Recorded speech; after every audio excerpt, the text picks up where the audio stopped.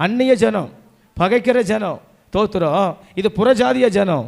அப்போ கர்த்தர் ஸ்தோத்திரம் இந்த 3 கூட்டத்துக்கு முன்பதாக 23வது வசனத்தில் கர்த்தர் எசேக்கியா ராஜாவை என்ன பண்ணினாராம்? மேன்மைப்படுத்தினார். அல்லேலூயா. ஊருக்குள்ளே நிறைய பேர் நம்மளை பார்த்து பொறாமப்படலாம், தோத்துறோம், பொச்சரிப்பு அடையலாம், தோத்துறோம். நிறைய பேர் நம்மளை பார்த்து தோத்துறோம் முன்ன விட்டு பின்ன பேசலாம், தோத்துறோம். அந்நிய ஜனங்களால் நமக்கு நிறைய இக்கட்டு வரலாம், நிறைய நெருக்கம் வரலாம், நிறைய துன்பங்கள் வரலாம், நிறைய கஷ்டங்கள் வரலாம், நம்ம அனுபவிக்கலாம். ஸ்தோத்திரம் வசிக்கிற பகுதியிலும் நம்மளுடைய ஸ்தோத்திரம் வாழ்வாதார நிலைமையிலும் வேலை ஸ்தலத்திலும் ஸ்தோத்திரம் எந்த இடத்திலும் நமக்கு அந்நிய ஜனங்களால் பல பிரச்சனைகள் கண்டிப்பாக வரலாம்.